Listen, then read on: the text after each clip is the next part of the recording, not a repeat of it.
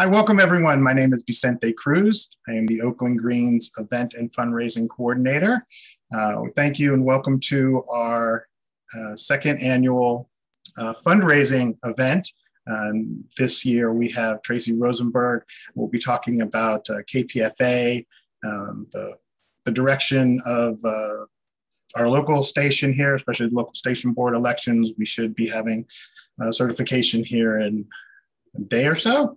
I think it is finalized, but we look forward. We'll have a short presentation by Tracy, and then, as always, how we like to do these are really about more of a discussion, and your opinions are just as valued as any of others. No one is better, or some of us may have more experience, but we want to hear your voices and your questions. And the goal of all of our events, and this one in particular, is how can we have community radio be a voice for everyone? Right? It doesn't seem like the system is working for everyone, right? How it's designed to work, it's not designed for everyone. And we can see that, and it's getting worse and worse and worse. How can we use the voice of community radio that we all, the listeners and members that donate, create a voice for real change so that we can get people before profit candidates elected, and the electoral people will have an educated view. So I'm going to shut up, and without further ado, please join me and welcome Tracy Rosenberg. Thank you. Okay. Hi, everyone. Thank you so much for having me. It's a great privilege to be able to speak to you today. I always start with a bit of a joke when I'm talking about Kpfa and Pacifica, but the first time I was ever inside the building on 1929 Berkeley Way was when I climbed a ladder over private security and a bunch of police who were then occupying the station to the second floor news department, jumped off the ladder into the balcony, was met by a cop who forced me to the ground. And at that moment, I should have known what my involvement with Kpfa was going to feel like. So it's been 22 years since that date. I can certainly give you my Kpfa resume, and I guess I should. Okay, so anyway, I was just going to give you sort of my brief Kpfa resume in short, just so you understand where I'm coming from in terms of talking about this. I worked as the program coordinator at the station on staff between 2000 and 2001, facilitated the then program council as a community representative from basically 2001 to 2004, with some off and on periods there, was the election supervisor in 2006, served on the local station board from 2007 to 2013 as a listener representative, and was a national representative to the Pacifica National Board from 2010 to 2013, and the foundation treasurer for 3 of those years, 2011, 2012, and 2013. Since 2014, I have written, edited, and published a sort of a Kpfa or Pacifica newsletter or blog called Pacifica in Exile that some of you may have seen. And believe it or not, I've been doing that for 7 years now. Okay. However, I genuinely think that I'm more qualified to have this conversation, not because of my Kpfa resume, but because of my day job, which is as the executive director of Media Alliance, which is a democratic communications advocate in the Bay Area, been around since 1976. And basically, we focus on the need for a people's media. And what I sort of, want to say here is, regardless of platform, because Pacifica is just one of many platforms that has tried to fill that function, that need, it doesn't change. So I want to talk a little bit about Pacifica's history, because I'm a big believer that everything that is happening now has sort of already happened before in some other form. And I think it helps to kind of ground the conversation. So when you start talking about Pacifica, you have to talk about the founder, Lou Hill. He was a number of things. He was an employee in commercial radio, which in the 1940s, just like now, was a bunch of tripe. He was a pacifist and he was a Quaker. It's important to say that in the 1940s, to be a pacifist was a rather unusual position. We all remember the Vietnam War and the anti-imperialist movements that sprung up. But when you're talking about World War II, there was a pretty broad consensus for war. So to be one of the few holdouts was to be one of a very, very small group. So he started to think, what would it mean if skilled broadcasters could say anything that they wanted on air? For example, he could talk about his pacifism. Would people pay for such a service? You know, because he was savvy about the impact of who's paying for the platform, and that, you know, people talk about editorial walls and all that crap. But in the end, who pays impacts the content. So what would happen if the broadcasters didn't work for advertisers, didn't work for corporations, didn't work for philanthropists, but actually worked directly for the people? Would radio change? Would media change? Would the world change? So he acted on it. The Pacifica Foundation was founded in 1946. KPFA went on air in 1949 as the first of what would eventually become 5 stations across the country. And the original answer is it didn't really work. KPFA had to be bailed out by, of all things, the Ford Foundation in the early 50s, or it would have gone belly up. And Henry Ford, the old Nazi, would be rolling in his grave, but basically the Ford Foundation saved KPFA and Pacifica. And then a couple of things happened. The first was the counterculture, beginning with the Beats in the mid to late 50s, the hippies, the yippies, et cetera. And along with that counterculture came a number of things, a huge population bulge that was fixated on that counterculture. And what was essentially the most prosperous economy in the post-war decades in the US that the world had ever seen.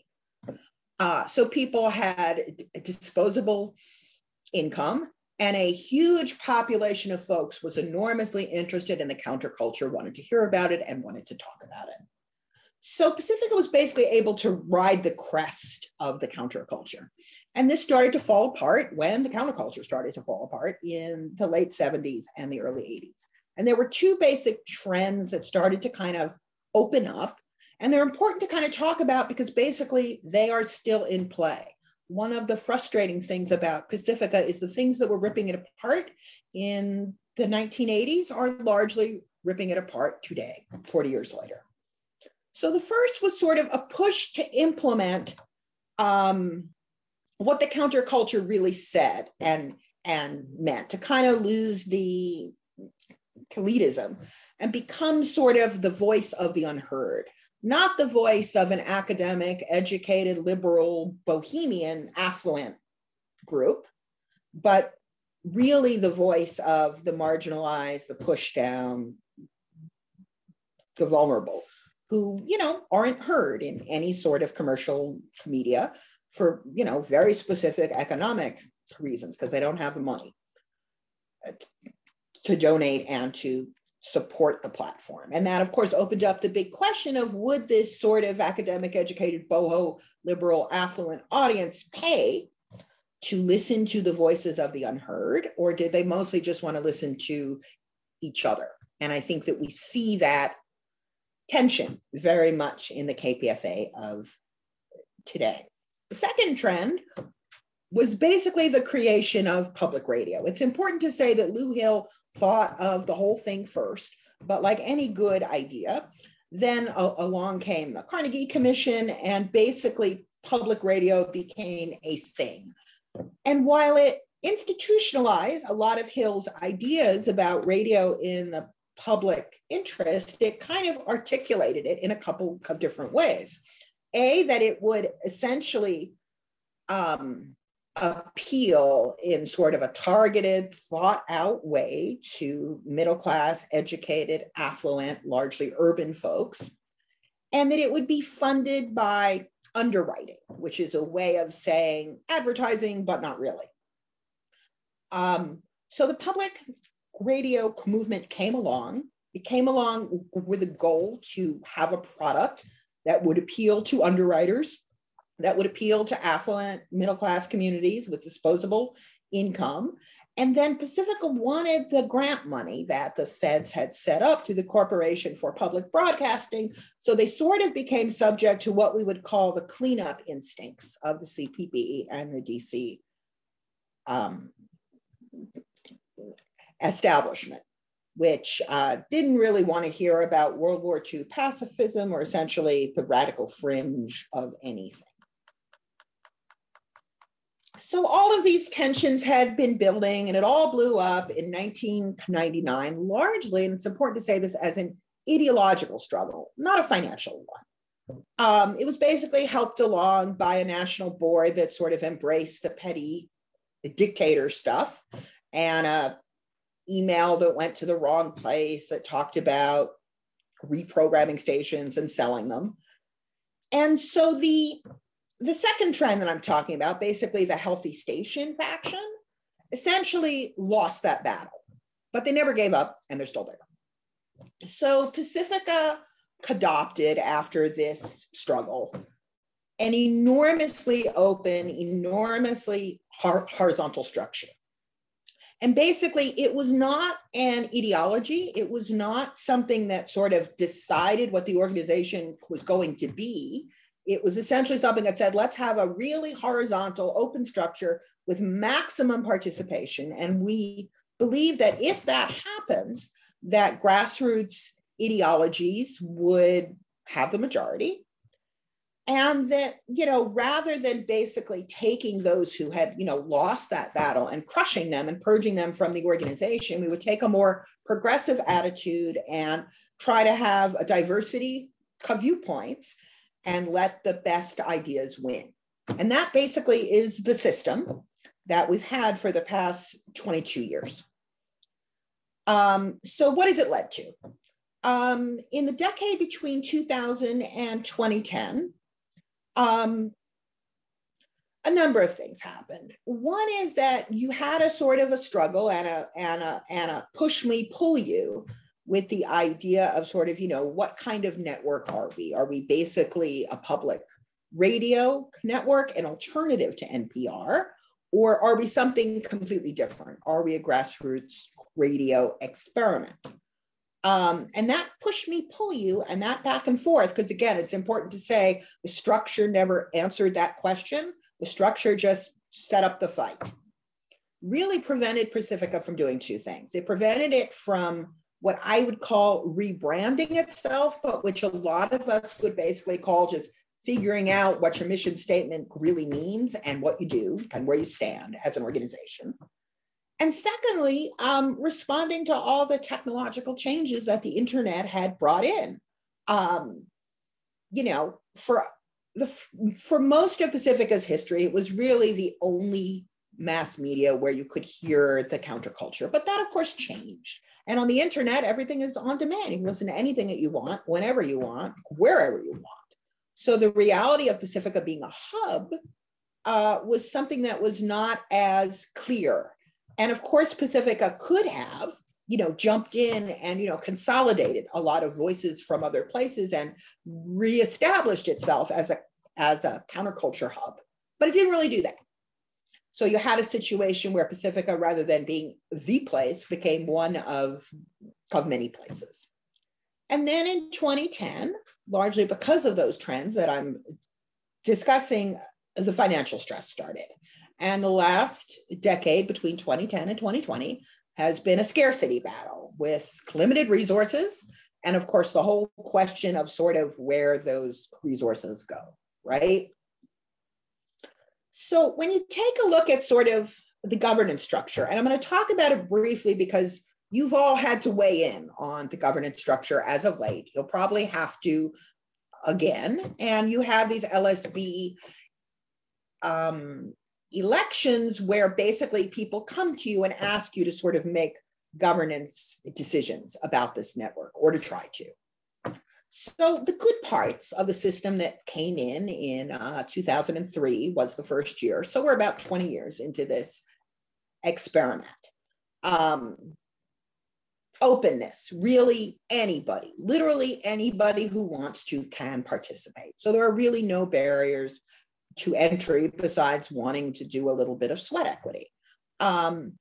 It is always possible to completely reset the governance structure in 1 3-year period. Nothing is set in stone. And you have a scenario where sort of diversity of viewpoints is built in. I think people at this point know what proportional representation is, so I won't talk about it, but as a structure, its goal is to have as many viewpoints as possible represented. And that is absolutely something that Pacifica embraced, although sometimes people would say trying to run a nonprofit organization with as many diverse viewpoints as possible is a big challenge, right? Because normally in a not-for-profit organization, people try to sort of fill the board and the executive roles with people who pretty much agree on things. Pacifica sort of takes the opposite approach. So the bad part of this structure, as I said, proportional representation is kind of based on certain things. Like this whole structure is based on certain things, which is that in the end, after all the viewpoints are surfaced, people will work together for the good of the whole. They will compromise. That's the whole basis of sort of diversity of viewpoints. It's not that people will engage in a tug of war and take the whole thing down. However, that belief about the Pacifica community has not turned out to be true. There is a great deal of let's engage in the tug of war until we pull the whole thing down. And we've seen that. Financial scarcity leads to a lot of doomsday thinking and a lot of people thinking it's going to collapse anyway, so let's just get our part of it.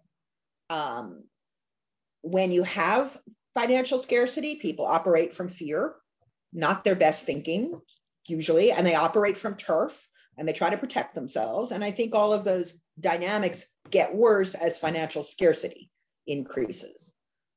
Finally, whenever you have a situation where the whole governance structure is up for grabs every couple of years, there's not a lot of stability and there's a bit of a pendulum, like this side has a bit of an advantage for a couple of years, then that side has an advantage for a couple of years.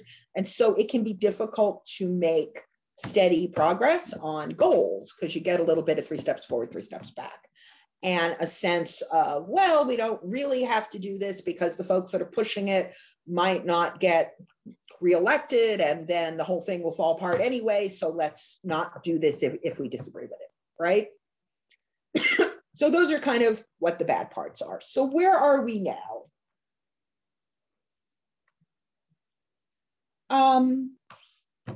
I'm going to talk about national first and then a little bit about KPFA specifically, and then we'll be done. I mean, certainly on the national level, we have seen that pendulum effect largely sort of making progress towards goals very much sort of stop and start. It's in fits, right? A group of people will do something, then they'll leave or they won't be reelected, and then it kind of goes back to zero and has to be started up once again. There's a scarcity dynamic and a lot of fear. So you have desires for control, and that has gone so far as people saying we should break the whole thing up into something more manageable that we can control. And a lot of these efforts come out of KPFA. And so we have had since 2015, which is only 5.5 years ago, 3 different efforts from folks at KPFA to basically break up the network and set up some other structure that would be much more controllable. The 5 stations tend to feel competitive with each other, not supportive. I mean, it's actually really wonderful to be in a network of 5 stations. You would think that this would provide the opportunity to help each other out, to support each other, to share resources, but instead it's become kind of competitive with people saying, well, this station isn't doing well, they're hurting our station, we should cut them loose or reprogram them or sell them or get rid of them. This station might be doing better than us, we hate them. And so these kinds of, local rivalries inside of one not-for-profit don't make any sense. I mean, And lots of you have run nonprofit organizations, and maybe you have two different offices, but you don't have a situation where the Southern California office and the Northern California office try to kill each other, right? Because that doesn't work. But you have a lot of that going on in Pacifica. And, the local fights at each of the 5 stations, and I always say that each station is its own soap opera. KPFA is certainly plenty of soap opera to go around, and we'll talk about that a bit. But, each station has its own saga and its own story and its own history. And so what happens with the PNB, which basically scoops up 4 people from each of these 5 local boards and shoves them all in one room, that the PNB, rather than becoming an Isle of Sanity for the whole national organization, becomes all 5 of these local fights going on simultaneously in the same room. And it can be enormously confusing. And I think anyone will tell you when they graduate from a local station board to a national board, they walk in and it's totally like, what the hell is going on here, right? Because basically they get embroiled in 4 different local fights they didn't know anything about. So I think that it's very, fair to say that the local dysfunction basically channels upward to the national. And that's the problem, because the national has, certain specific responsibilities, in terms of administration and reporting and, stuff that it kind of has to do to keep this functional. And instead, it's often getting sort of, pulled down into being the referee on local fights. So KPFA specifically, I'm sure that Greens have lots of interest in this. It's important to say that KPFA is one of the few outlets. Which actually gives me the opportunity, because also I don't believe in overproducing things, so I always forget stuff. So for the other new people that have come in,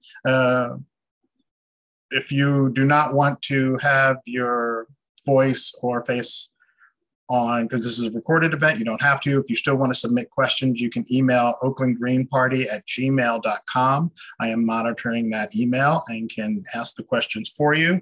Also, what I want to make also in a disclaimer is this new event now in the afternoon is something that we're also going to be doing in 2022. We're taking a relaxed approach like a couple of other groups. So we make no judgments on what you do on camera or not. I am a disabled vet and I use cannabis rather than opioids. But what I will say is if you wouldn't want your mama to see it, you probably shouldn't do it on camera. That's how we make no other judgments other than that. And then also during the Q&A, remember, and I'm the one who produces these events, don't like some of the, what I hear, let me rephrase. I don't like the way I hear it when they talk about identify yourself. So you don't have to give your government name, but when it gets to the Q&A, please just go ahead and just identify yourself however you want to be called. And Tracy was back up, and here she comes again. How you doing? Can we get a sound check? She's still joining. I only see video. I don't see any audio for you, Tracy, if you can hear. I sent you. Oh, yeah, but still breaking up. And it's funny, and on the actual Zoom, it shows you don't have audio. Vicente, can you hear me? Yes, yes. Oh, well, let me go ahead and finish the presentation. Yes, thank you. I'll put it back on. Okay. All right. So we're at KPFA specifically. So that's, as I said, KPFA often says one thing and does another. Yeah, the internet is kicking her off again. I wonder if they. Oh, and you're back.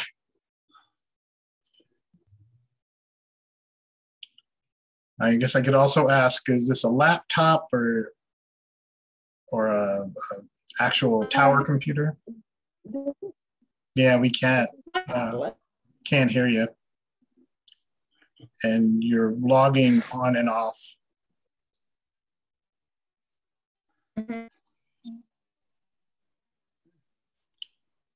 Oh yeah, as Greg said, if you telephone in instead of computer.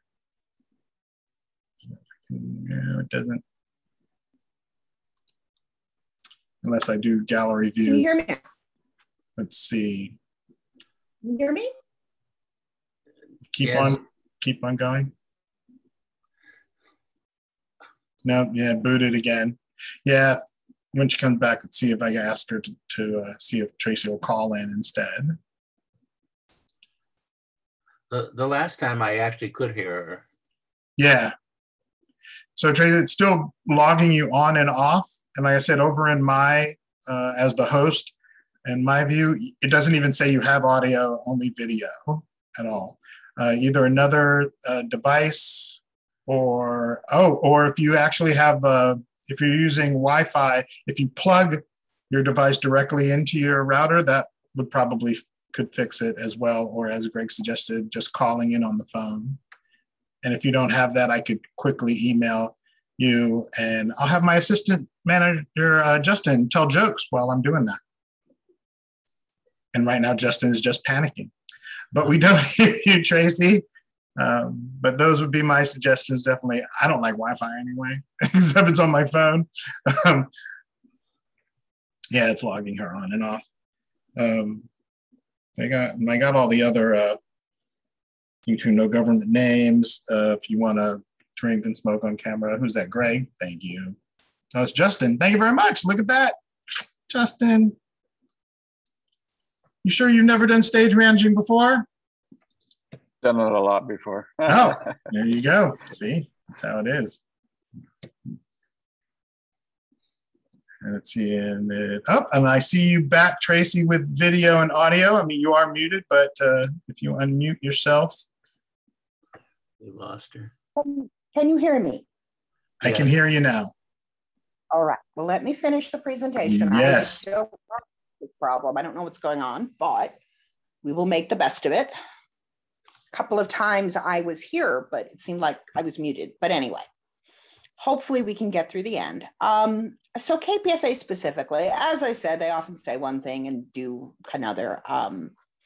The marketing that you will get, complete with the new drummer logo, is all about the people's media. But in reality, the stations relies on organized groups of fairly affluent, politically connected locals who often threaten reputational damage to dissidents and generally want a fairly controlled experience. Many would say that there's also an age discrepancy, that a lot of these are aging boomers clinging to power. But what I would say is that basically what you have is what is often called gatekeeping, a scenario where if you are connected to folks connected with the power balance, you will largely see the issues that are important to you covered. But if you lack those kinds of connections, the station often feels like a pretty closed door. And so that makes the station of limited value to social justice groups, because the way in is basically gate kept and protected in terms of turf. And when the collections come about, there's always a lot of tumult and carrying on, because basically the conversation about how Kpfa is, the discrepancies between sort of what Kpfa says it is and what it actually is, and if there are significant changes that should be made, is largely kept off of the airwaves. You know, these subjects are not debated. They're not debated on air. They're not raised. So listeners sort of, want to do the right thing and probably have a sort of a vague sense that some changes would be good at the station, but they don't really know what it is that they're supposed to do to make that happen. I mean, in theory, they can vote, but it's like vote for who? And there's a lack of a sort of the kind of vital debate that you sort of need for an institution to change. And when an institution says that it's basically accountable to you, but you don't really need to know what's going on, then you sort of have to take that as the mixed message that it is. So we're supposed to be talking about how these elections are going to impact KPFA and the way forward, and we thought that we would have the results, and we don't, which basically means it's a little bit hard to tell. As people know, there were two slates, Rescue Pacifica, which a lot of Oakland Greens participated in, and something that called itself Pacifica Protectors, which is part of what used to be called Save KPFA, which was largely a sort of an institutional protection platform, and largely the idea that the station is perfectly fine the way that it is, and no, we shouldn't talk about changes. We don't know who won. We will find out. And I think I'm going to pretty much stop the presentation there. I'm happy to answer questions about any of the specific stuff that people have seen and experienced, including naming names and all that stuff. But I wanted to sort of see where the group was in terms of how much nitty-gritty you wanted to hear. And I think that's a fairly good history of sort of how we got here, and the ways in which arguments that were not settled 40 years ago are still impacting what we are listening to today. So let me back on, and I'm looking forward to the conversation. Will, and we already have hands raised. And so how this is going to work for Q&A, we are small enough that, I mean, I'll put a 3-minute cap, and you don't have to ask a question. You can just make a comment as well. We don't make those judgments here. I hope, again, because I want it to be a discussion, you can raise your hand with the raise hand feature. You can put it in the chat. There's not a lot of us with camera, but you can raise your hand on camera. We do have enough people who can moderate all this stuff and have the stack, and it wants to go for you first. And so already with the hand up, I see, Michael, please go ahead and ask a question or comment. Well, I want to make a comment, and I just want to elaborate a little bit on the history. And then I'll put my hand up next. Sure. Anyway, I want to start with the question of the decline in the movement and the movement and the move to the right of the social movement, which I think has really been reflected in KPFA strongly. That is the question of the Democratic Party has become a central point in the fights on KPFA. Mm-hmm. That is basically the KPFA is reflecting a rebirth of lesser evilism, partly because of the Trumpism, but also just the general movement to the right of large sections of what used to be the radical movement in this country, and I think that that's something that until that changes, I don't have any much hope for this process. I mean, basically the people who are opposed to it have managed to stave off some of the worst of it, but they're not making any progress in making it better either. And so for years I've stopped, I don't give a penny to KPFA, and I will not until I can see that my party is actually reflected in the doings at KPFA. And one last thing, and that is the news. What I see in the news is NPR. Is the movement towards an NPR news. I can get it on NPR. What I'm not getting is the more radical viewpoints and news items that should be available on a station like KPFA. Over.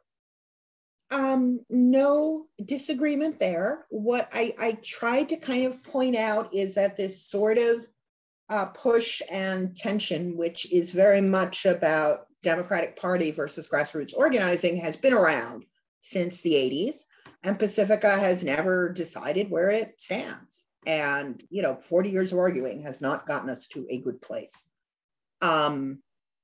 But you're absolutely right. And when I talk about a Democratic, liberal, boho, affluent audience, I'm largely talking about a Democratic Party aligned audience.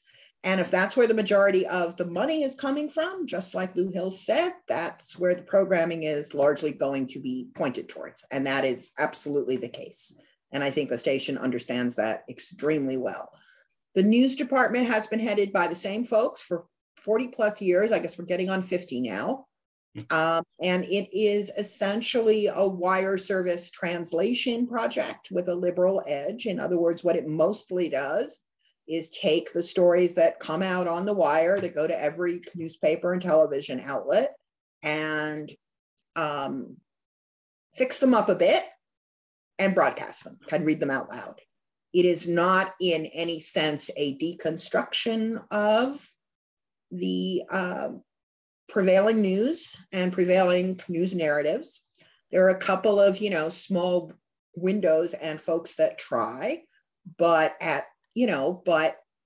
in essence, it's not. And the reality is that there are many sources now for much better news than you can get on KPFA. And I think the station is suffering as a result. And it's also seeing a change in its audience, because when you pursue a certain sort of programming philosophy, it's obvious that people that like it will stick around and give you money, and people that don't like it will take a walk. And so in a way, there's an inverse ratio between less radical programming and less radical audience, right? They feed each other. Right. It is myself, and then there's a question in the chat, and I will start, and I have so many questions.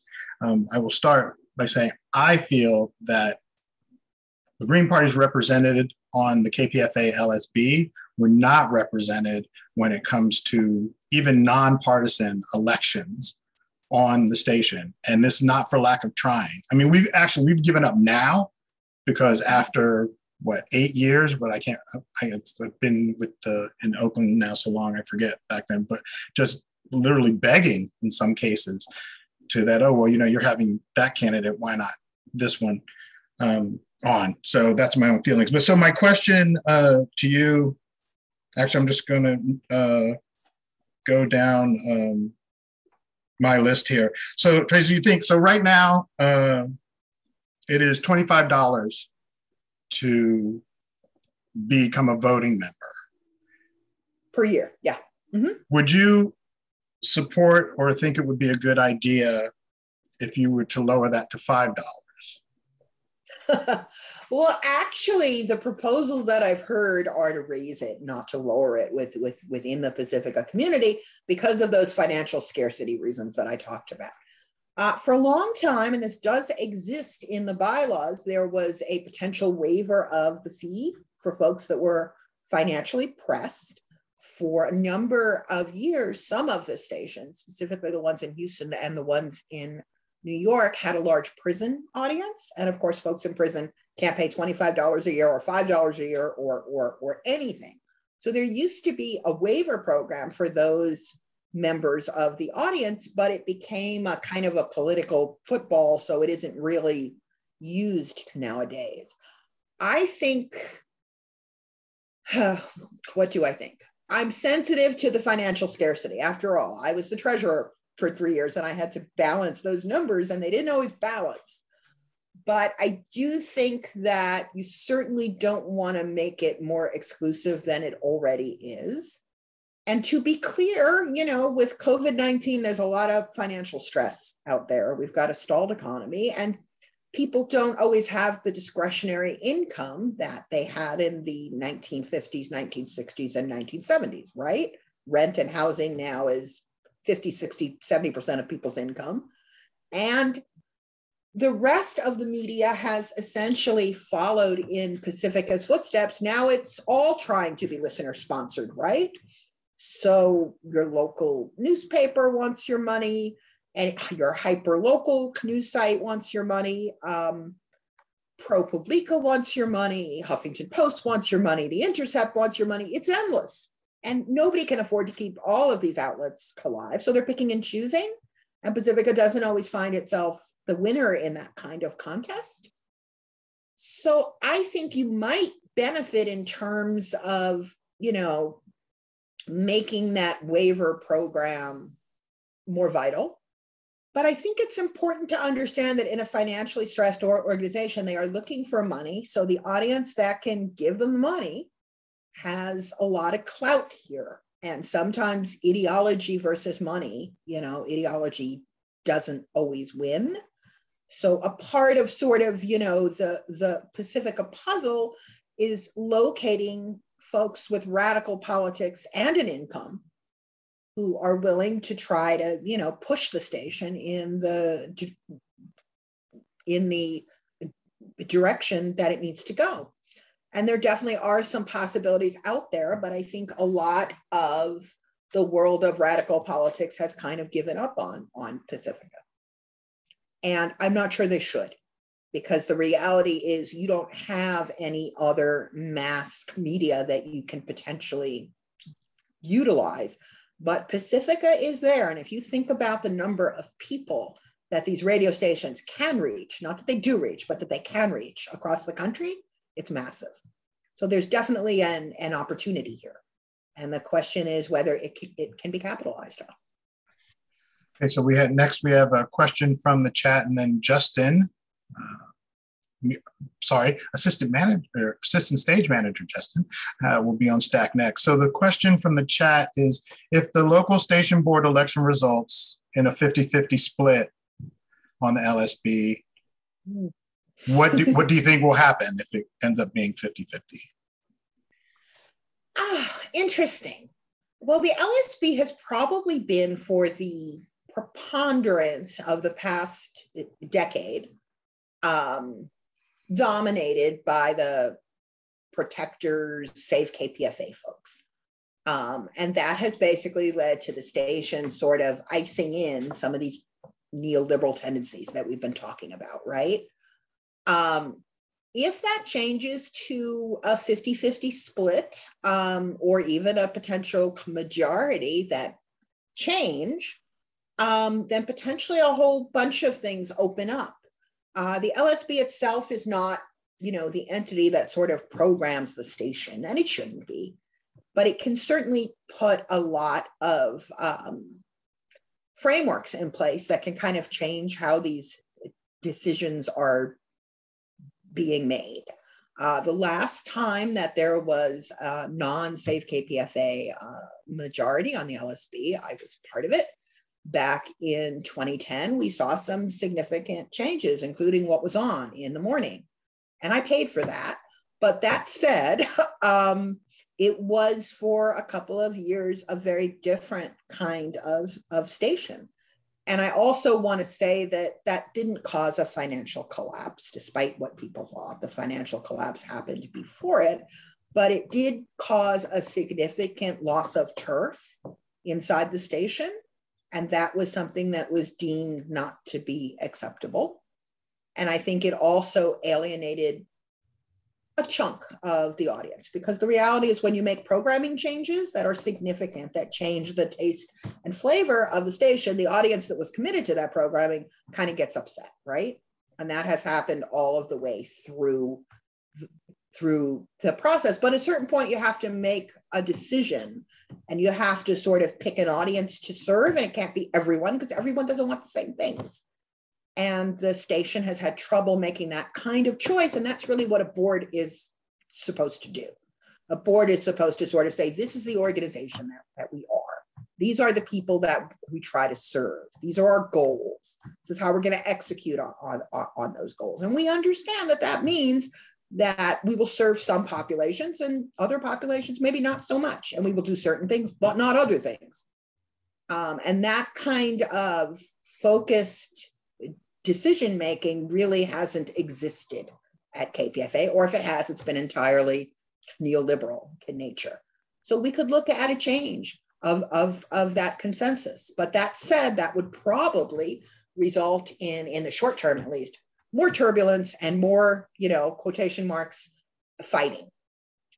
So people might not see it as progress. They might see it as ongoing turbulence. but you can never get to something without going through things. And I think in this case, change is deeply called for and deeply needed. Thanks. Next up, Justin, you're on Stack. Hi there. Thanks. I'm really enjoying this presentation.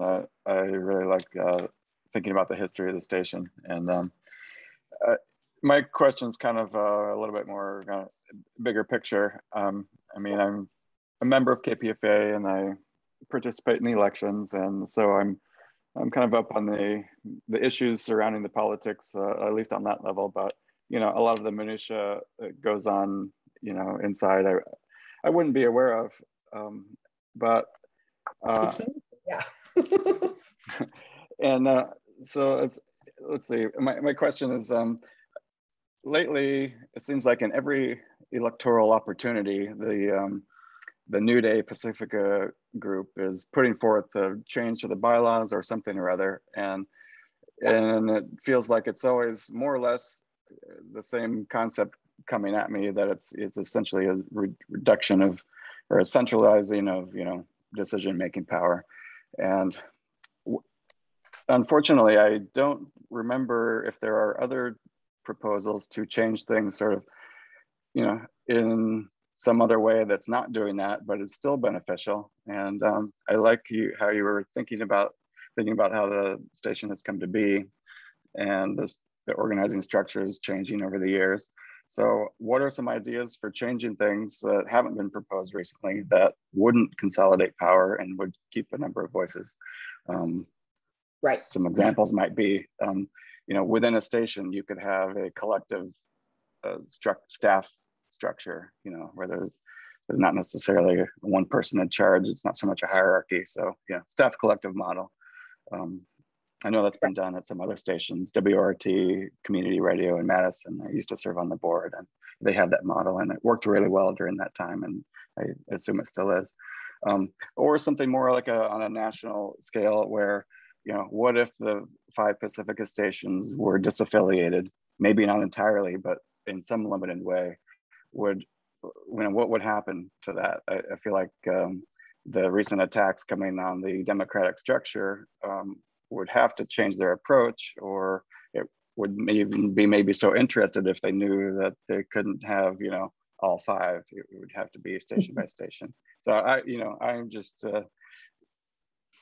it's amusing, really. I don't know how possible it really is to change certain of these things, or if it's even a good idea. But anyway, that's my rambling comment and questions, and I appreciate any thoughts about it. Sure. It's a good question. I mean, obviously people have had to think about bylaws and structure in a way that you often don't with a nonprofit organization that you're a member of. I mean, generally, you may be a member of something and they send you newsletters about what they're doing, and maybe they ask you to vote for a slate, but it's usually a board-approved slate, and that's it. And you don't really have to think about, how would I restructure this organization? And you have had to think about that with Pacifica, and you've had to do it twice in the past 2 years.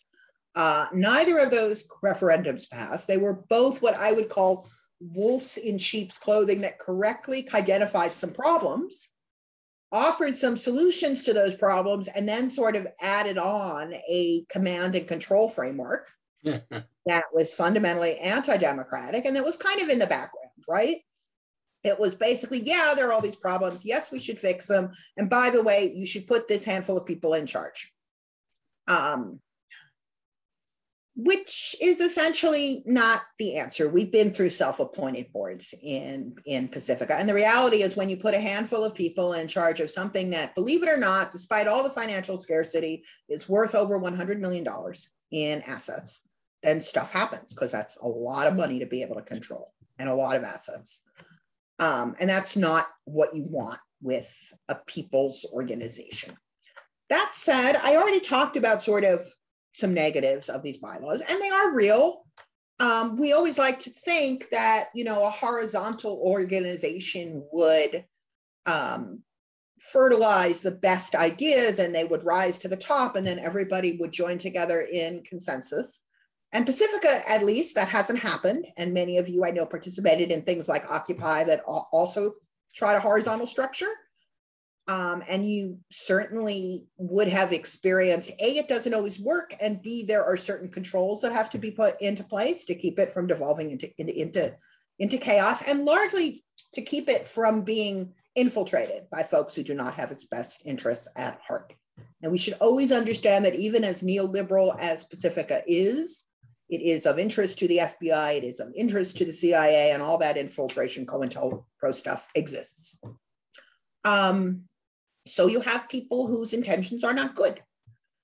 When you actually look at the bylaw structure and what you could do, I think there are some pretty basic things that you could do. For example, longer terms on the national board would help with stability. I am open to the idea that you might want to take the sizes down. 24 is big for a local board, 22 is big for a national board. They could probably be 2/3 of the current size and work just fine.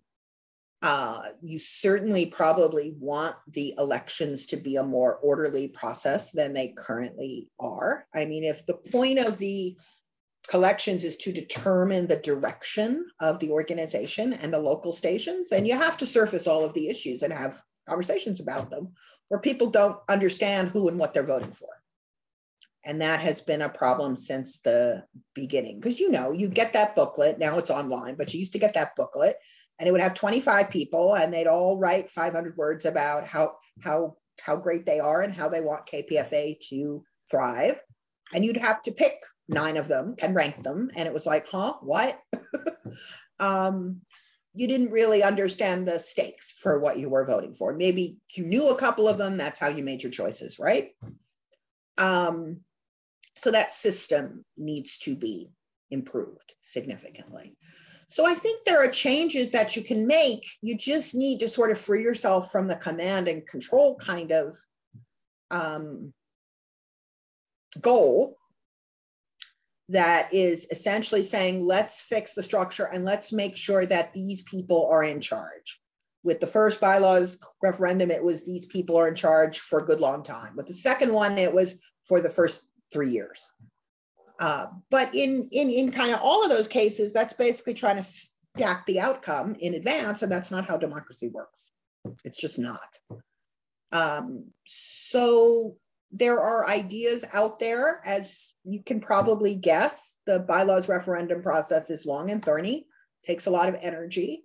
And probably there has been a limited amount of energy because the people that are unhappy have a lot more energy than the people that are not so unhappy with the current system. It's always that way. But I think that there are plans to put forward some bylaws changes that are genuinely streamlining efforts and not sort of other things in disguise. And hopefully that would happen not in some super special, incredibly expensive referendum, because we are flushing listener donor money down the toilet every time we do this, but in the context of a regular, normal election process. Because I mean, spending 6 figures to send people a special bylaws referendum is not the kind of thing there's enough money in the world for anywhere. And now it's happened twice in 2 years, and it's not helping the finances. So that's sort of an answer to your question, Justin, which was very long. I hope that touched on a couple of things that you were asking. I thought so. And not only is it, we shouldn't spend that much money. I want to stick with financial stability and also election participation. So I want to ask your ideas on going back to $5 membership. The waiver, I really love the waiver program. But again, trying to stick with it. If I need $25, right, I can get $25 from one person, or I can get 5 people to give me $5. And it doesn't seem that they push smaller donations enough, or even small donations over. I mean, they're kind of doing the Patreon, like, oh, they want you to be a sustaining member and give, $20 a month. Again, I don't think they stagger that again. So we're going back to still having, as if that would expand membership by doing that. And then also tying it to the elections itself. Right now it's at 10% participation, which I think is atrocious. And would you support, in your idea, would you think that'd be a good idea to raise that, and then how you would market that is, again, more on-air debates, having people interviewed live, right? Giving all the candidates live. And I also want to piggyback and agree with you, way too many members in a board. As a small organization of Oakland Greens, it is true that like a lot of the energy, the actual hands-on energy is done by one person, but everything is still done, the ideas and where we're going to go and focus. And actually we've had some really good debates lately as a collective, and it's a lot easier to do with only 6 to 9 people as it is to do larger. So again, raising the participation rate and how to do that. And then going back again to, well, I want to get $100. I just want, a whole bunch of people to give me $5 each. Yeah. Well, I mean, this comes up in campaign fundraising all the time, right?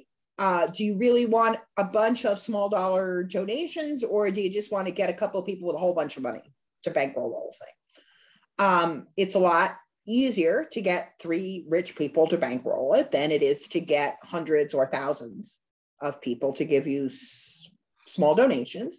But I think we have seen in the political arena that it does actually build community power in a way that a couple rich people bankrolling candidate is never going to do. Because when people give you $25, they have skin in the game, right? And if it's just a small amount of people giving you $10,000, then in the end, no one else has skin in the game. And that is important. Let's see. I think it's important for people to get, the Pacifica stations are not all the same. Stations in California, KPFA and to some degree KPFK, are big stations with multi-million-dollar budgets, and they have a lot of staff. I mean, they have between 25 and 50 people working there, all of whom have to get paid, all of whom get health insurance, et cetera. So they need to maintain their multi-million-dollar budgets. If you look at the East Coast stations and the one in Texas, much smaller, budgets are less than $500,000. And they run basically with, core staffs anywhere from 5 to 15 people, and that's it. And everybody else is a volunteer. So they don't have to raise the same amounts of money. So when you look at a station that has to raise $3.5 million a year, which is KPFA's sort of baseline budget, and that is creeping up towards $4 million because the payroll now is hitting $2 million a year. That's a lot of $25 donations, really a lot. So the station by default pretty much finished the comment, which was basically that the size of the financial nut that's established to keep the station going, the operating costs are so high that they force various other things to happen that are very antithetical to what you're talking about, which is building community support through low dollar donations. Yeah. It's hard to meet a $2 million payroll with $25 a year. Right. Yeah. Again, try to increase, even though I'm for that. I hear you, but there has to be a different way. Not seeing any, I did see, just the comment, Bernie Sanders got lots of small donations. I don't think we need that kind of money anyway, right? I think I call it, and actually the Oakland Greens call it, navigating a corrupt capitalist system, right? But as the Mayan said, right, you got to follow the river. The river knows where it's going. If you try to fight it, all you're going to do is capsize, right? So you got to kind of navigate it the best you can, and then hopefully get enough people for-profit candidates elected, whether it be on the local station board or any sort of mayors, governors, senators, and eventually in higher national offices that will make the tax dollars work for the people, right? And we can get a entirely new system, rewrite it again, treat America as its apartheid, which, you can definitely make a case that it kind of is. And it looks like we definitely do have you back both ways, video and audio. You can turn your audio on. But seeing no other hands, I do have another question. Again, I'm just going down my list. Switching to kind of programming. which I think still would tie to participation and financial stability. I personally, one of the things I loved about KPFA, and until I decided to run, full transparency, I am a candidate, not on any slate, but I was an independent candidate. I have questions about that on the back. And then I guess I should also, full transparency, that my next step actually is I want to see if I can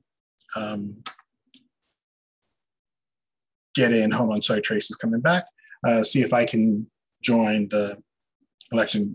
Renee will stay, see if I can join our team and try to create, again, the election system that we're kind of talking about. Now I have to wait for Tracy, but I have a question. I'm here. I'm here. I just decided to log in on my laptop as well and see if that's a bit more stable. Got it. If you okay. can just let my laptop in, I'll have a backup device and maybe. All right. Got it. Yep. That's smart. I hear you. All right. So then the next question, again, back on programming. And one of the things I loved was that there was a lot of things, views and news that I didn't agree with. And I would say I just love to debate. My mama would say I love to argue. So I really enjoyed the fact that it had that, but it seems that a lot of, and I mean, like you said, in your introduction about climbing the fence, and then like Dennis Bernstein had drama there too, where they're banging on the doors trying to get him out and all types of stuff too. You think a more diverse programming model and having local station board candidates go out into the community, like should have tables from people where listeners are not just members listening, what would you like to see? And then bring that back. Do you think that kind of a programming model would be beneficial to KPFA and Pacifica in general too? Sure. I mean, when I was the program coordinator and facilitating the program council, we did something I don't think KPFA has done since, which we had an open sort of program application process. The idea being that if you had an idea for a program and you had the capability to execute on it, which nowadays people have. I mean, it's not that hard to make a podcast. Send us your proposal, send us a demo tape, and we'll listen to it and potentially put you in line when a programming slot opens up, which admittedly doesn't happen as frequently as it could. And we did that for a number of years against a certain amount of opposition inside the station. But we had sort of an opening, and there are about 5 or 6 programs, many of which you guys are familiar with, that came on air that way. And I can give you a list. And around 2005, that door kind of shut, and KPFA has not done that since. And I thought it was a really wonderful way to bring people into the station. A, you discover local talent that you didn't know was out there. And B, when people feel like it's an open door, it tends to open not only their ears, but also their pocketbooks, because we give money to things that we feel that we are a part of. And, that's the thing that kind of changes people from I'm a passive listener to this is part of my community and part of what matters to me and something that I need to help support and make sure that it stays here. In terms of the shows that came on through that program council process, I'll give you a short list: Voices of the Middle East and North Africa, the Women's Magazine, Education Today, not Apex Express, but Full Circle, the apprenticeship program came on that way. Guns and Butter, which later became somewhat controversial. But it was a bunch of programs that have turned out to be successful, most of which have had long runs. And, one of the things that KPFA has and has always had is an apprenticeship program. And we have, and one of the things that we did as a program council is if people came in and they wanted to provide programming content, but there were things that they needed to learn technically to be able to kind of do that, we would match up apprentices with community groups to help them get going. That's what happened, for example, with Voices of the Middle East and North Africa. They had great ideas. They were not exactly polished radio broadcasters at that period of time. So an apprentice came along and sort of helped them get up and running. And this program is still on at 11 a.m. on, I think, Thursdays or Fridays. And it has run on KPFA for years and years and years. So I guess what I would say is that, yes, outreach is important, but it should be about what the station has the opportunity to offer, which is people's media. So sort of, to make the outreach meaningful, it's not just listen to what we choose to put on the radio, but be a part of it. And that doesn't have to be permanent, hour-long slots. It can also be special programs, occasional programs. I mean, you don't necessarily want to be a radio broadcaster forever, but maybe there's a 2-hour special that you could produce on a subject that's really important that nobody else is covering, and you're part of the community that really knows this issue. And rather than getting an interview from a professional broadcaster, maybe you produce your own program. And maybe that's how the grassroots voice actually gets heard. And that's something the station could easily do, it just doesn't. And a lot of that is kind of that turf stuff, which is, I've had this slot on Tuesdays at 11 p.m. for 900 years, and I am not taking even 1 week off. And it's like, well, yeah, but you should, right? Because this is what a community radio station is for. And I think that you could do those things. And if you did, you'd be looking at something very different. And I think it would be exciting for listeners, because there'd be different things on the air sometimes. So that's sort of, my answer for what meaningful community outreach by a radio station looks like. Thank you. And from the chat, do you know what the largest radio stations to the left of NPR are, or anywhere in the country? And is there anything we could learn from them? There's not a lot out there that is to the left of NPR. What there is not large. There are some community radio stations in the wake of Pacifica. People like Lorenzo Milam, who some of you may have heard, he wrote Sex and Broadcasting, sort of picked up with some evangelism and went out to start other community radio stations. They had some success. And this is part of what got the feds so nervous that they started to try to clean up community radio. But a couple of them are still around. Kpfa up in Portland. There's a station in Colorado whose call letters are escaping me right now. There's a station in Maine. There's WORT, W-O-R-T, Ken Madison. Those stations tend to gravitate to a group called the Grassroots Radio Conference, or the Grassroots Radio Coalition, or GRC. You can look them up on the internet. They have annual conferences and regular calls. And in general, those stations are pretty radical. They are also generally small. Biggest budget is probably $2 million, and several are smaller than that. But they do provide a model for a community radio, radical radio station that's embedded in its community, that runs on an amount of money that it can reasonably raise every year. The difference between these sort of community radio stations and KPFA is they are not part of a national network. And you can make an argument that Pacifica as a national network should be having a national impact and not just be a micro hyper-local kind of thing.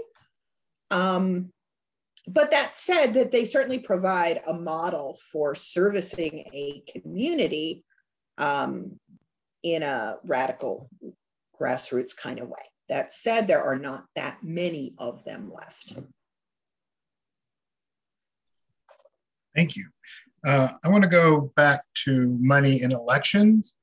So I mentioned before, full transparency, that I was a candidate, but I didn't have any slate.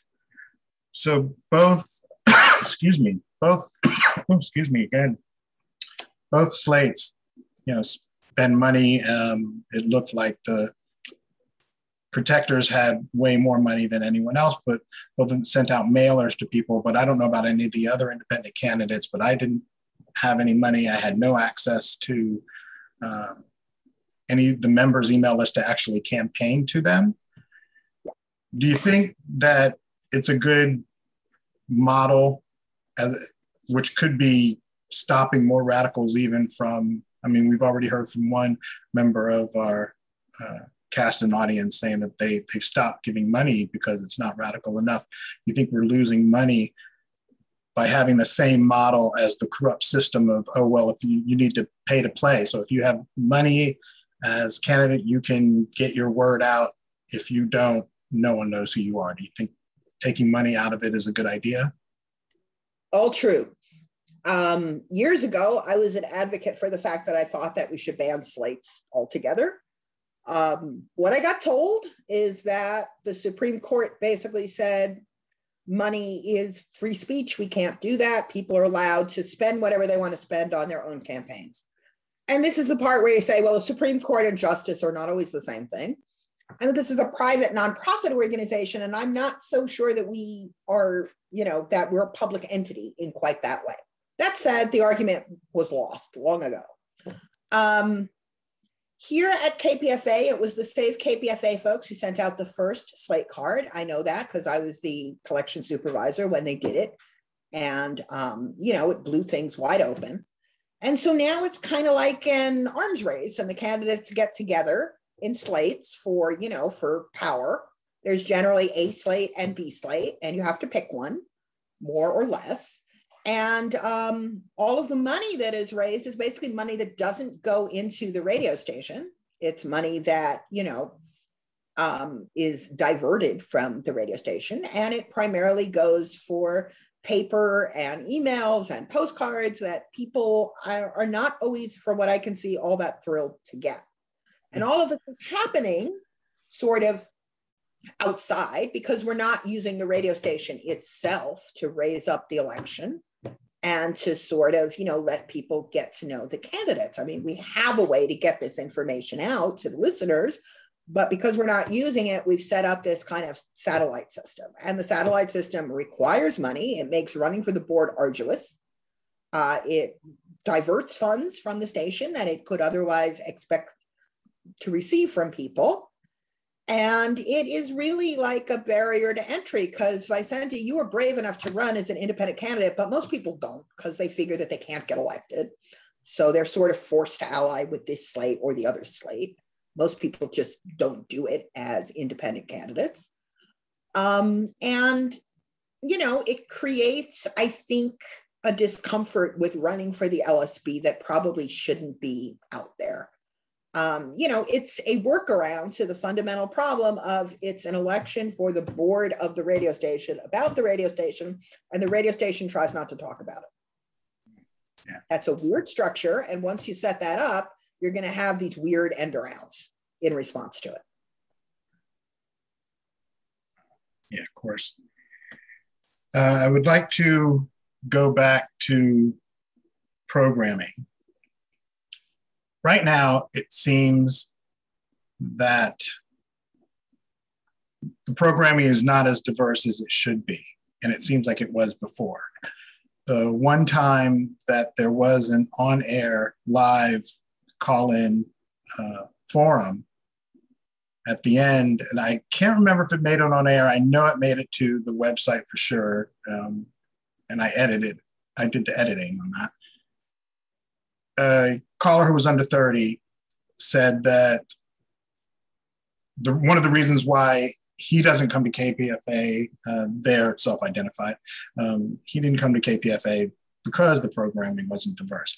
I would also, and he actually out of the program, I was like, oh yeah, no, I would move that to online or a podcast or anything. And then for me also, musically, it seems that we have a very, again, not a diverse genre that covers, and I will speak specifically to hip hop. And when I've mentioned this before, they mentioned Hard Knock Radio. I was like, where they do interview musicians are the two, but that's really more of a like hip hop as in the political arm program. It's not a straight music program. Whereas I remember in the past that there was, a lot more, and not just, but a lot of them actually were local artists, which is great to support. So can you talk about diversity in, again, just specifically the music side and how that might tie to bringing more members in, please? Well, when I was the program coordinator, I used to laugh because I had a part-time job and flexible hours. So basically, I would come in at different times of day. And when I came in during the workday, was a completely different experience. So when I came in the late afternoon to early evenings, I would hang around and the station would kind of turn over and it would become much more melanin was present and the average age dropped by about 20 years. So it was like the day shift and the night shift. And actually, if you pay attention to what is on KPFA after 9 p.m. until about 5 a.m., it's enormously diverse. It's mostly music and it's enormously diverse. However, it is on in the middle of the night when most of us are sleeping. So basically the station's sort of, hedge around diversity challenges is to sort of stick it all on, but stick it on at particular times of the day. Now, we are moving to an on-demand media landscape. So the reality is the time that things are broadcast is not as important as it used to be. And the station could potentially promote these things that are on in the middle of the night as sort of on-demand products. And that would do a great deal for their diversity profile. But they are used to ignoring the young people who come in the middle of the night to make music. And I think that culture is still kind of established in terms of what gets highlighted on the website and what people can see. The other sort of diversity hedge is to bring in a lot of young folks of color through the apprenticeship program or as interns or as new hires in shows that are largely quite dominated. And to say, well, yes, we have young folks of color working here and they are working there. But they're not really in editorial gatekeeping positions, right? They're just sort of doing, the daily production kind of grunt work, which kind of has to be done. But the decision-making, not so much. And that said, the station's GM is a man of color. So it's not that it's not present. It's just that, as we all say, diversity is really part of the issue, but it's not the entire issue because it sort of has to do with who are we targeting the programming at? Where are we getting the money to go forward? And what's the sort of, what's the basis for the decisions that are being made? Because neoliberal decision-making can be made by anyone of any color and often is. So diversity is sort of part of it, but really this comes down to sort of questions of power. And I think that we will see that you can have a diverse workforce and yet you can have concentrated power. That's kind of the case at KPFA. And it's slippery and it's hard to define for that reason, right? Because diversity is easy. You just count people by skin color, but that doesn't always change the power dynamics. And I think we can all see that the power dynamics are not as diverse as they should be. I will say that having Kat Brooks on the morning show has helped as a co-host somewhat, because she does make an effort to cover issues that are important to the Black community. And I appreciate the fact that she does that. What level of internal opposition she faces, who knows? But I think she does.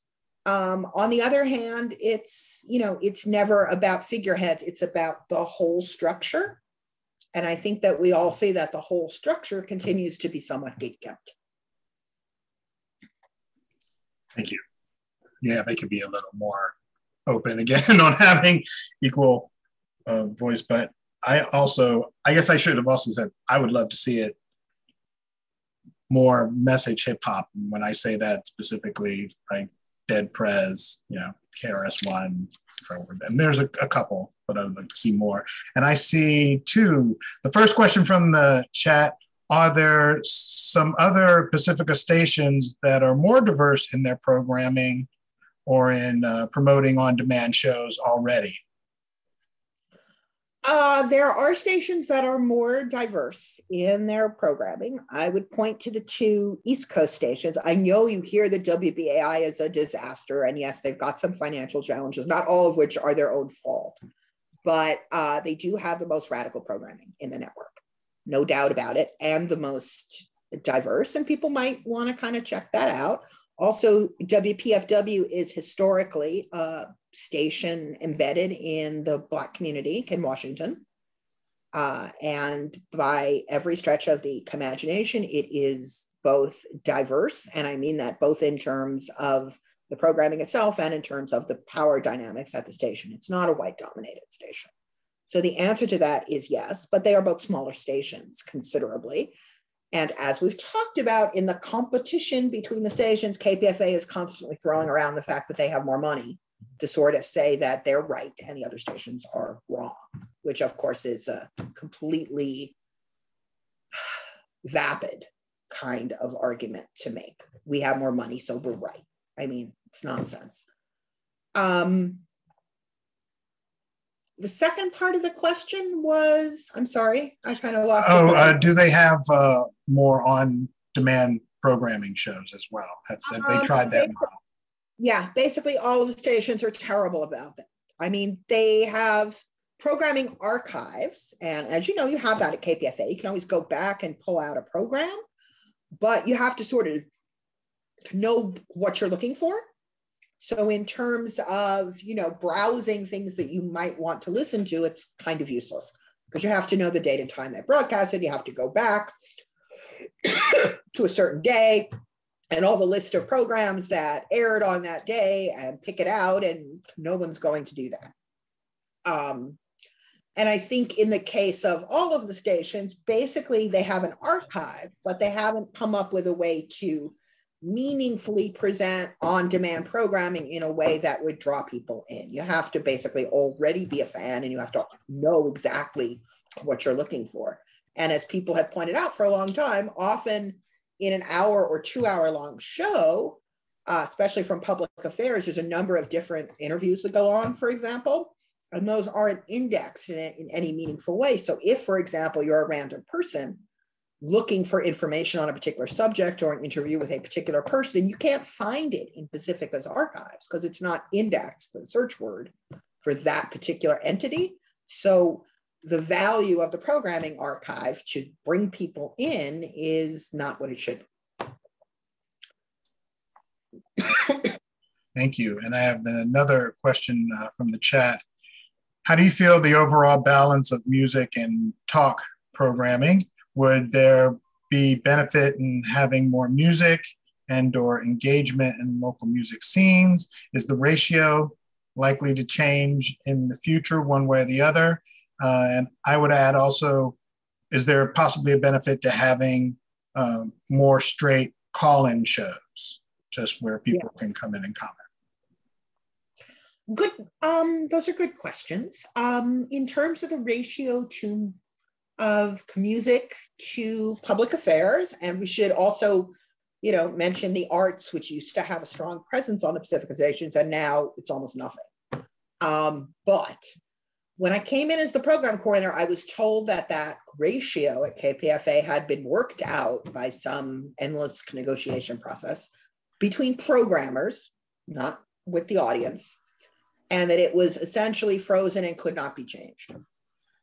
I don't think having anything frozen and not subject to change is good programming policy. And that was 20 years ago. So you would think at some point it's subject to change, right? But that's where turf stuff comes in, and people who have been there for X amount of years, for decades, to be candid, you know, have a lot of clout in the internal balance of power about that. So it's very much an internalized process. And it's one that, as I said, has been frozen. It's not set in stone. The other Pacifica stations have different balances. Probably WBAI has the most public affairs. Houston is almost entirely a music station with just little bits of public affairs. So people handle it differently. KPFA has a fairly high number of public affairs because they make more money from that than from music. That possibly could change if the music changed. I don't know. In terms of what's a good idea? Well, I mean, I'm biased towards the public affairs. That's because I do what I do for a living, and I'm concerned about the quality of the news. But I do understand that music serves an important purpose and that people want it, and that being embedded with that community is important. What I would say is that a lot of KPFA's music programs have been on for a darn long time. I mean, decades and decades. And while it covers a lot of genres, a fair bit of it is maybe genres that had a little more oomph 30 or 40 years ago. And there is perhaps a deficit of music that is a little bit, speaks more to modern tastes. There is a lot of folk, there's a lot of bluegrass, there's a lot of jazz. These are honorable forms of music. They are also forms of music that have been around for hundreds of years. And while it's good to be an ethnomusicologist, it's also important to stay current with the times. And I think that there's been a challenge, there's been a challenge there in a number of ways. And when that challenge is met, it's usually met like at 3 o'clock in the morning, which is not exactly prime time. So yes, I think that could definitely be improved. But it becomes, a turf kind of thing, because it's true that if people have volunteered for 20, 30, 40 years, and they brought in money and they have an established audience, they feel like they're owed a certain amount of deference. And to some degree, that's true. You don't want to treat people like crap when they volunteered for decades. That's not right. But there's a line between deference and respect and ownership of a time slot. And we are constantly falling over that line. It used to be a joke at KPFA, and it's actually not a joke, that people could hand their time slots over to their children or their spouses. And that actually happened more than once, which is downright crazy. And it just goes to show you when you you walk close to the line, then you go over the line, then you jump over the line into crazy land, because that should never happen at something that is a community outlet owned by the people. It's not owned by the programmers. And you don't get to leave your program to someone in your will. Just no. Right. I want to side again, and something you had mentioned before when we were talking about the two slates and money spent and election side of it too, is the irony of having just two sides lost on you at all compared to the actual electoral political system in cities and states and other? I mean, do you see those similarities? No, it's not lost to me at all. However, what I would say is that within the Pacifica system, when there are more than two sides, when there have been, for example, 3 slates, the chaos level has gotten even higher than usual. Wow. It kind of almost gets worse when people don't organize themselves into this group and that group. Right. But I think when it comes to all the things we're actually talking about, there are definitely more than two sides.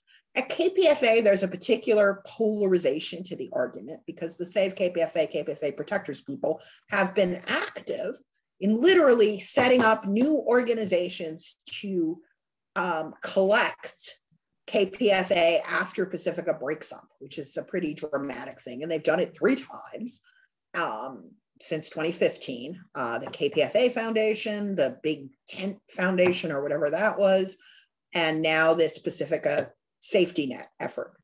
So in a sense, everybody that's opposed to that, and there are good reasons to be opposed to it, which we can talk about, ends up on the other side, because that's such a dramatic and wacky and extreme kind of suggestion to make. So in some ways, that kind of takes what would be a diversity of viewpoints and makes it very stark. You agree with that kind of thing, or you don't agree with that kind of thing, right? It's a yes or no question. But I do think with all the things that we've been talking about, of course, there's a multiplicity of views. I don't have an easy answer for there should be more music, there should be less music. I can see both sides of it. And I don't think that, anyone who came down on a different side from me is my enemy, because I think there's good arguments on both sides. What there's not a good argument for is if I don't get my way, I'm going to trash the network. So in some ways, it's more of a methodologies and a tactics separation than it is a real disagreement about, the kinds of challenges that you face programming any radio station, because there are lots of challenges and people are not always going to feel the same way. But if you feel like I'm going to take my marbles and go home if I can't get my way, things. Right, I hear that. Then another one coming from the chat. Two of the most prominent political issues are the environment and racism.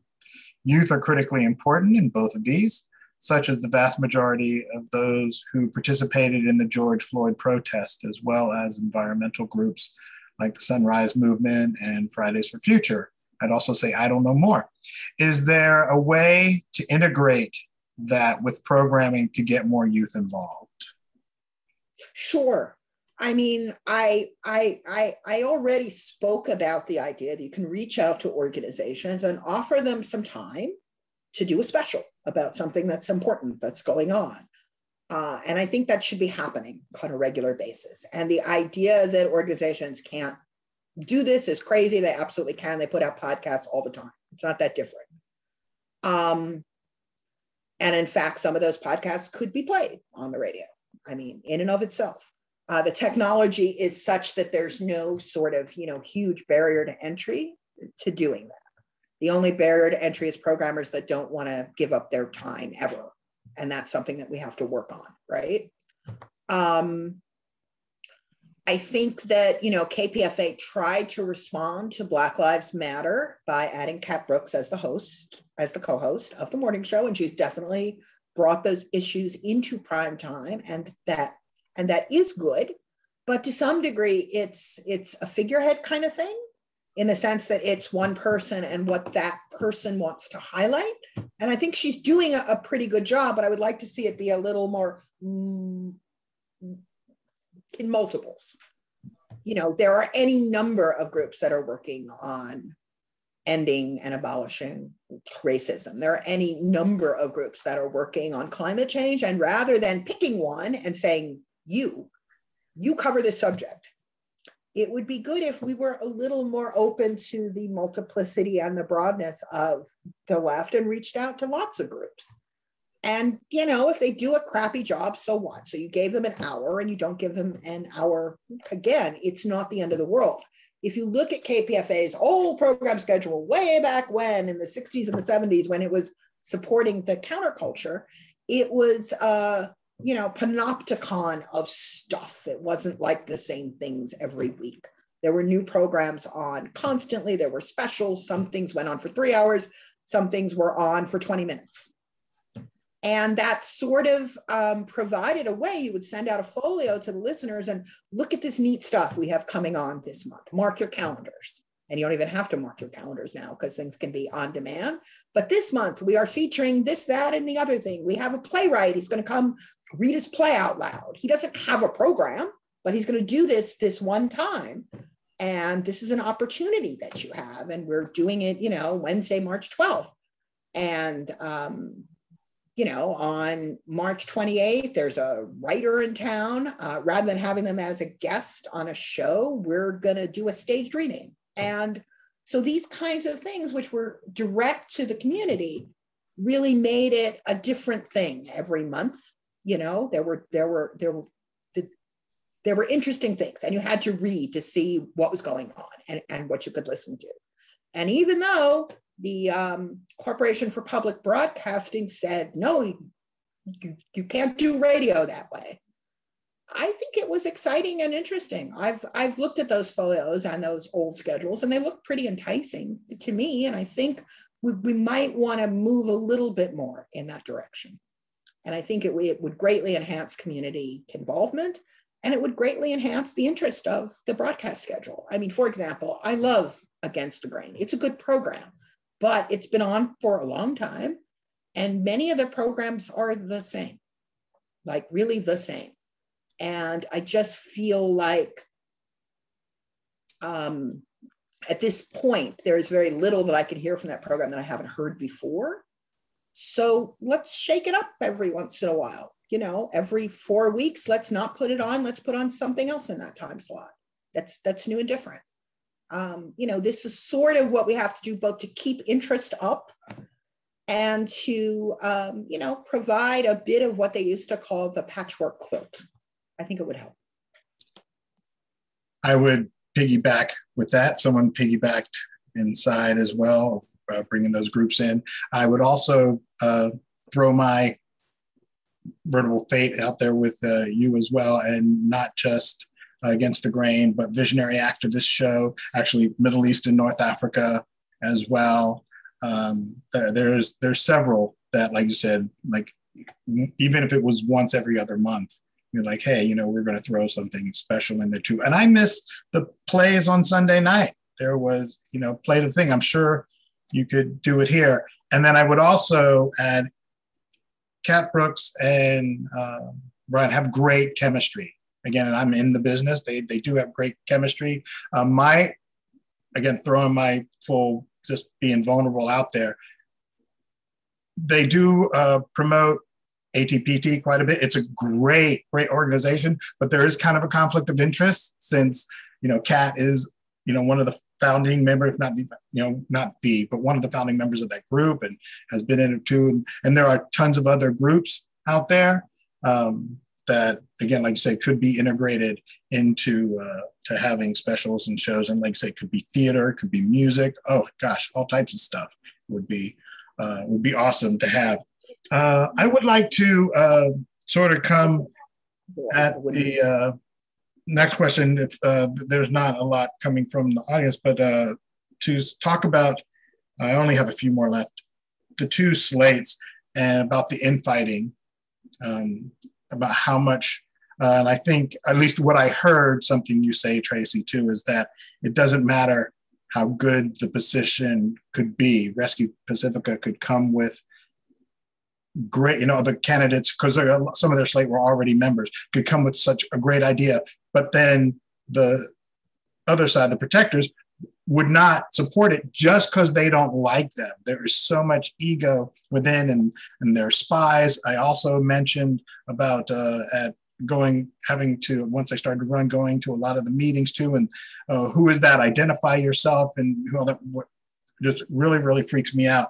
Can you talk about how that is actually hurting the station, them just kind of going back at each other, and then also ending that with how to, if we were to get rid of slates altogether for the elections of local station boards? Well, polarity hurts everything. And we see that in our political system. And of course, we see it at KPFA. When people get locked into sides, and basically they start operating like members of a team. My team is good and your team is bad. And the goal of the board meetings is my team wins and your team loses. Because basically it's a football game, right? And everyone's trying to score a touchdown, which you do basically by knocking the other side out of your way.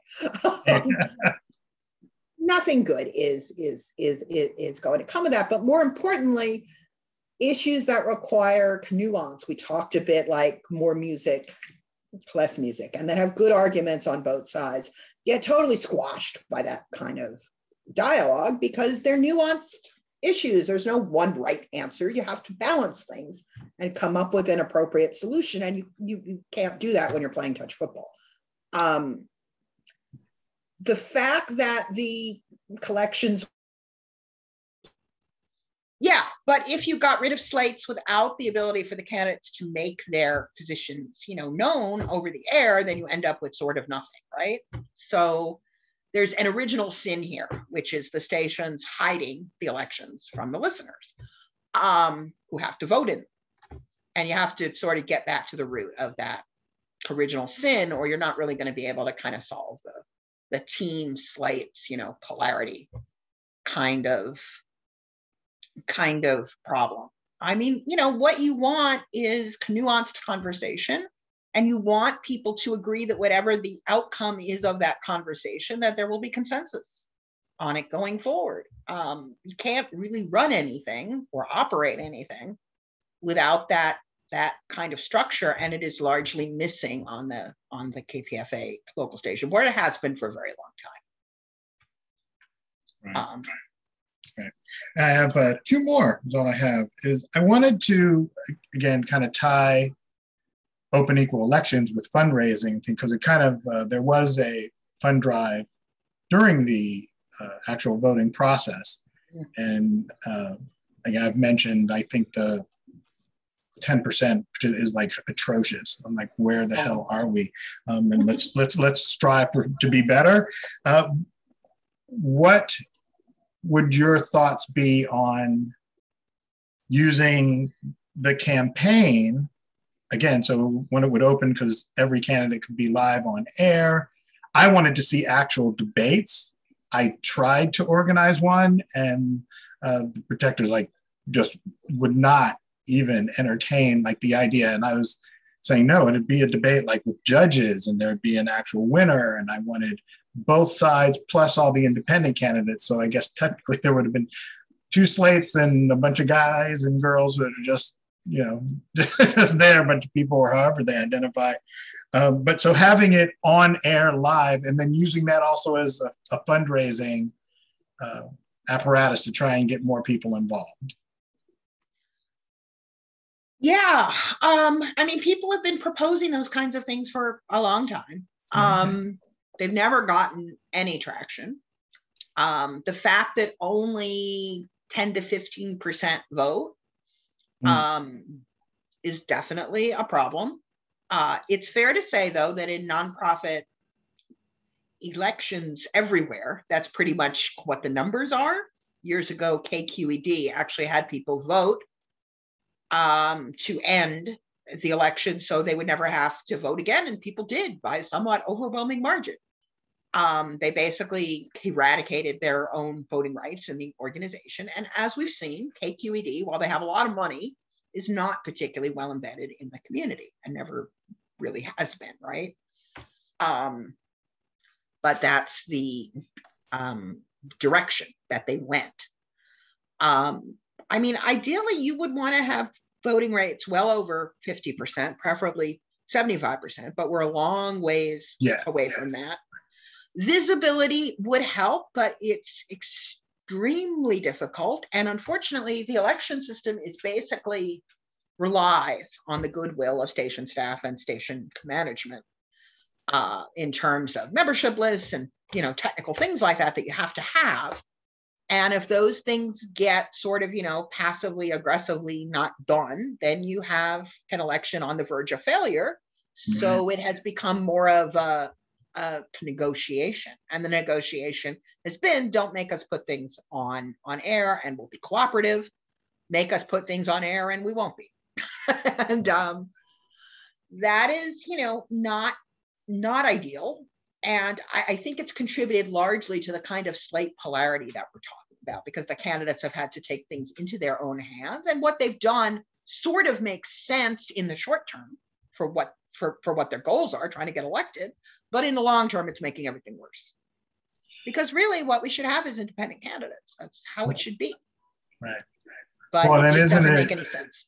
Isn't it also, because I guess you could make a case that if we were to have them live on the way that the local station boards are and how the fighting goes.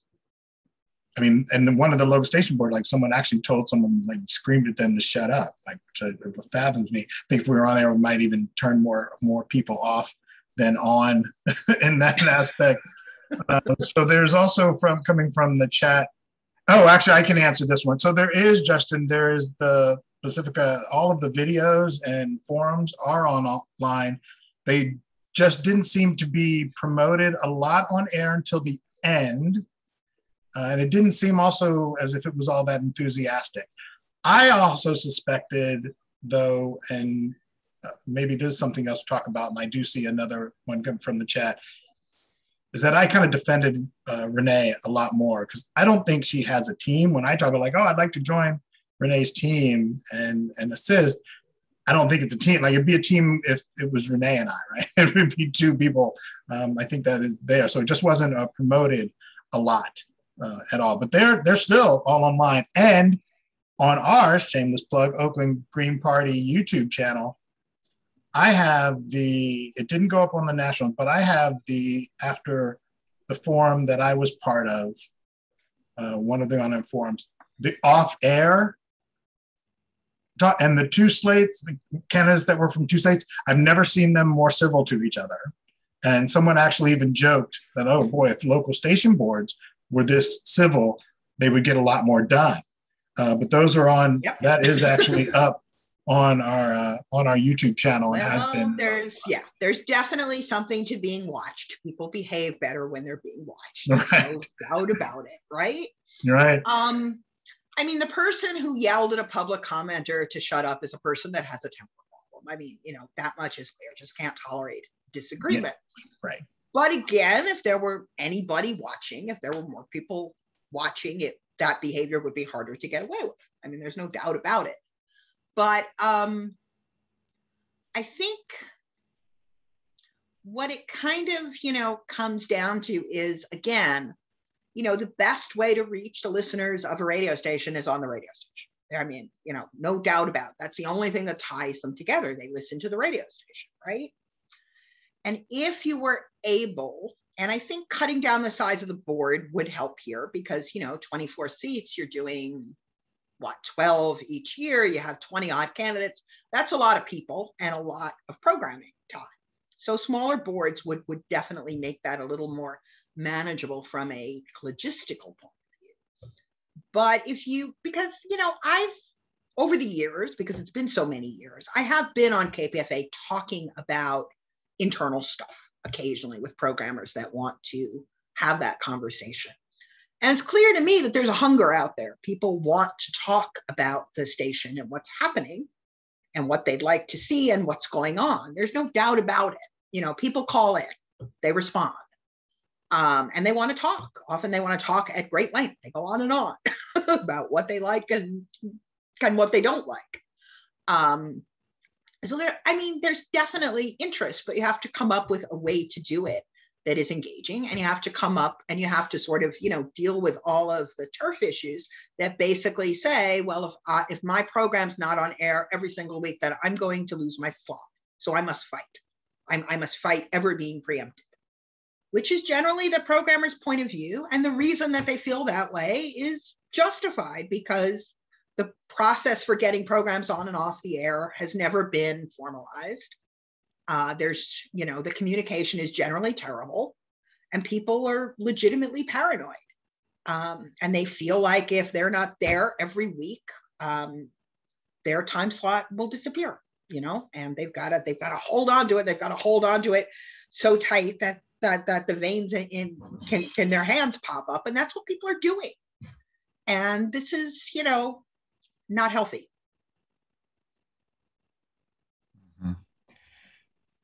Thanks, Tracy. This is Justin. I'm jumping in. Vicente stepped away momentarily. But to keep this going, there's another question in the chat, comment from Greg.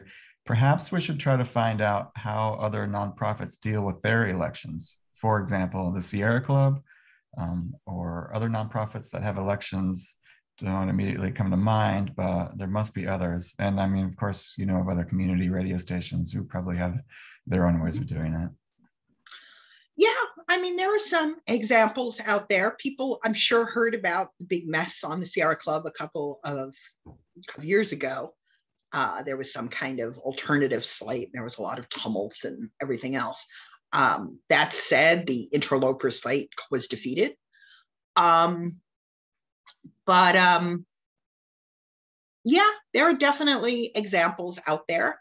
I think in a lot of cases, when you look at not-for-profit elections, you basically have an endorsement process where the leadership of the institution, the paid employees, the executive director, et cetera, sort of, bring forward candidates and say, these are the candidates that we want you guys to vote for because we're aligned with them and they will carry forward what the organization is currently doing.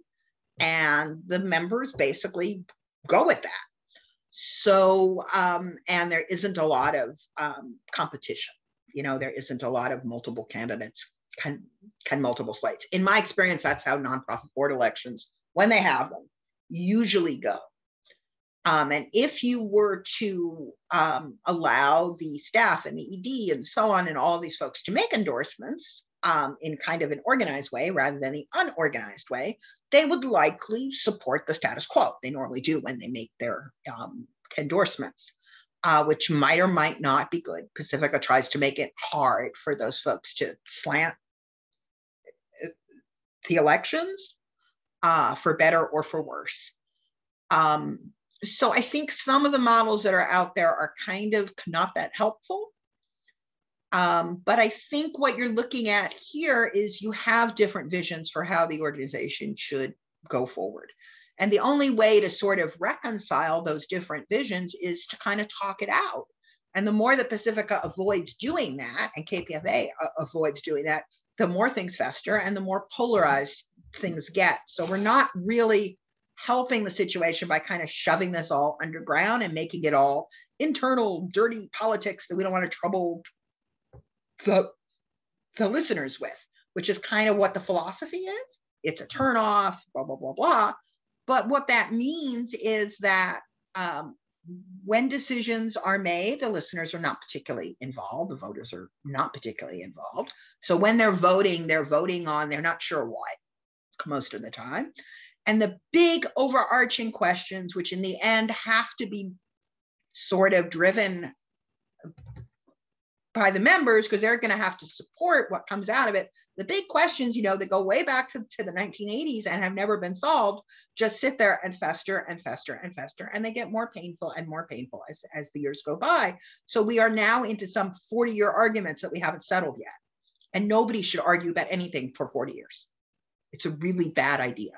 Because after 40 years, no one's willing to lose, right? They've been having this argument their whole lives. And, at a certain point, it has to be resolved because the station cannot be everything to everybody. In the end, it has to make a decision about who its audience is, what kind of programming it does, who its audience isn't, and what kind of programming it doesn't do. Because any organization has to make those calls. And that's what a board is for. Right. Wow. Well, we are at our last question. And first, I want to start out first. Last question. And I just want to say thank you to Tracy for participating and for the 7 viewers. I will edit this for you, but also we always put up the raw materials too for the 7 people doing it. And I also want to mention that we will be going back to live in-person events in 2022. So the free dinner and movie discussion series will be coming back. We will have our public general meetings in person. Both of those are at It's Your Move Games over in beautiful Temescal. And you can get all that direct information from our website, www.oaklandgreens.org. You can also please go to our other social media, which would be Oakland Green Party YouTube. You can contact me directly at oaklandgreenparty@gmail.com. You can check us out on Instagram under Oakland Greens, and you can also do us on Facebook as well with the Oakland Greens as well. So with my final question for you, Tracy, actually is around social media, where I can only speak from my own experience in trying to and it has happened. We've been very, very fortunate. I'm not going to not say that about the Oakland Greens being more out and getting more engagement. It hasn't translated into a more steady fundraising abilities, but definitely engagement globally on our Instagram with Greens Around has really boosted our presence online and just having discussions about how the things that kind of we're talking about here. Is there a larger role that social media can play with KPFA and Pacifica in general? And I mean specifically not just Facebook, but Instagram, possibly TikTok. I haven't graduated to TikTok yet, but is there a role for social media in this? Sure.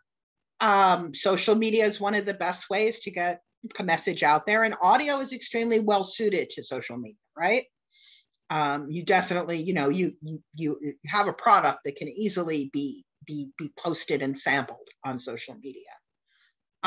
There's a couple of different, obstacles that are in place. One is the question of, is it centralized, or is it every program and every programmer for themselves? I think Pacifica has largely pushed towards every programmer for themselves. And that leads to it leads to sort of this nebulous type of effect. It doesn't sort of brand the station or the network in any sort of meaningful way. And it sort of, mixes the line between self-promotion and the promotion of the station, right? Because you're kind of doing both at the same time and people weigh it differently. So it would be better if you had centralized social media. The centralized social media that exists is pretty controlled, and I think not overwhelmingly interesting. I mean, I'm subscribed to KPFA's Facebook and KPFA's Twitter. I wouldn't say that any of it kind of blows me away. And that, that partially might have to do with the control factor, but it's also time consuming. And KPFA has a lot of staff, but some of the other stations, at least there's limited staff. I go back to sort of the problem with the archives, because on-demand audio is a really great thing to advertise on social media, but it has to be easy for people to access. The on-demand logistics have to be simple, and people need to be able to browse in a meaningful way, because the idea, and YouTube demonstrates this, is that you kind of go from thing to thing, and you're not really able to do that within Pacifica's archival audio collection in quite the same way. And also shorter segments. If everything is an hour or 30 minutes, that's a lot for people to listen to. But to the extent that people can break their programs up into short, swallowable segments, 5 minutes, 10 minutes, I think they would be much more effective on social media, because the whole point of social media is not to reach your regular audience, because they're already there. It's to reach new people. So you have to give them sort of a snippet to entice them to go further. And then when they go further, they have to sort of have an interface that they can negotiate kind of easily. The snippet should take you to the full program, and the full program should take you to 2 or 3 other episodes of the program that you might like. And then you take people to the full program archive, right? It kind of happens in steps. And that whole infrastructure, it just doesn't kind of exist. So people are doing the best that they can within kind of an awkward interface. And if you were to go, write grants or something, that's the kind of thing that you could go get money for, to update your archival audio system so it's user-friendly. And that's like the kind of thing that I would like to see happen. But that often doesn't happen because we're playing tug of war. Right.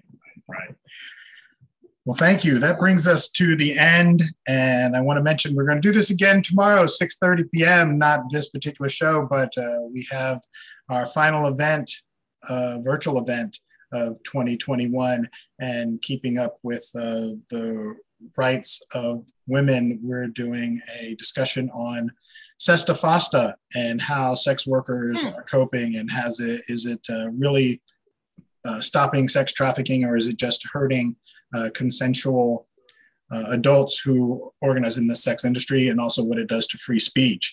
I will mention again that we're going back to live in-person events. We will be keeping the virtual event, which will be the day before, so it'll be the last Saturday of the month in the afternoon.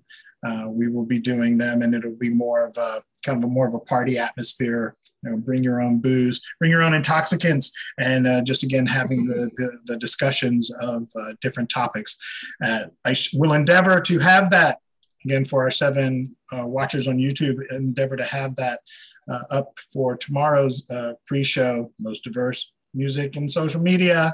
And social justice, right there, to have because we've already picked the 2022 season already. Thank you again, Tracy, and I look forward to keeping this discussion going. Again, my name is Vicente Cruz, event and fundraising coordinator and producer for the Oakland Greens. And yeah, thanks everyone. Have a great evening. Thank you for having me. It was great talking with you guys. It was great. Bye all. Bye-bye.